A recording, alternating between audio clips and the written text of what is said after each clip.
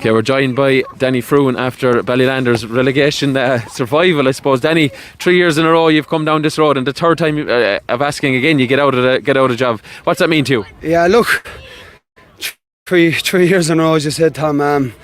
Look, we don't want to be here. You know, no one wants to be in a relegation final.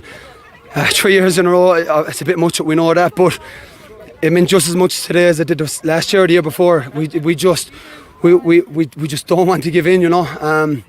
It just means so much to everyone where we're from, like Ballylanders, Knockaday, Glenroe. As I said to you before, I've probably said to you many times now, it's a small area, and football is our life. Football and hurling, and hurlers got out of jail Thursday night. They put in a massive performance Thursday, and to be honest, we took a lot of spirit from that. That fighting spirit, they had a lot of grit and determination, and we definitely brought some of that fight today, Tom. Yeah, the game, you went 2-2 to no score up, then you conceded 10 points in a row. Like, I mean, it was as the weather will tell, it was really a game of two halves. But when you got your periods of dominance towards the end, short periods is the word, you really made them count. You really kicked some great scores. Yeah, no, look, to be fair, 2-2 was a 2-2 to no score, and I should have made it a third. I missed a sitter. But to be fair to Ballystein, well, look, when you have players with the class of Ranahan, Danny and Neville, these boys, you could be in trouble from any area of the field, and Danny turned it on there for 20 minutes, and we couldn't. Holy and marking, and Paz, our best man marker, he's phenomenal, and he had his hands full with Danny. And look, you expect nothing less from Ballystein. You're going to get massive fight like ourselves. Football's a big part of where they're from, you know, and we knew that they weren't going to lie over.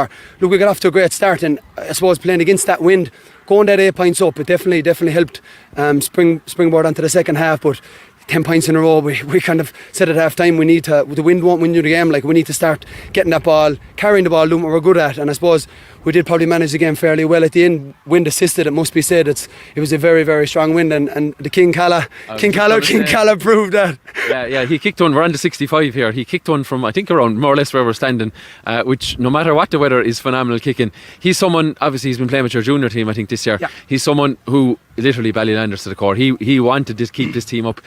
You know, he was willing to do whatever. If he had to go on goals, he'd have done it. If he had to play cornerback, he'd have done it. He'd done whatever to stay up. The man is a legend out our way, to be fair. Look, he's been going super. Like, they're a better kicker in the county than Calla. Like, he's phenomenal, and he kicked 11 points there a couple of weeks ago for the junior team. They played Bruff the other day. I think he scored 1-7. Like, he has that. And like, look, to be honest, it wasn't in the game plan at all. Calla kind of said last night, Calla was out drinking last night, and I collected him from the pub, and he said to me, I'm togging up tomorrow. And in fairness, we were inside getting togged off before the game, and everyone was looking over laughing. Calla was togged out. But look, what an asset to have. The man came on, wind assisted, and there's no one, he's not missing from there. But he just defines what it means, you know. And the crowd, every time he takes to the field, it gives everybody a lift, you know. And look, him to a man, young Keane Brown came on as well, you know, carried the ball 60 yards, and he was dead after it even, you know. But just that spirit, it just meant so much to us, Tom. I can't even describe it. Look, we know we're under pressure. As I said to you a couple of weeks ago, we've only won, was it 2 out of the last 3 group, 13, maybe even more. Yeah. But like, we don't care. We'll go again next year. We don't care. We'll go again. We'll regroup. This is our 25th year senior, and we didn't want to be the team that brought us down.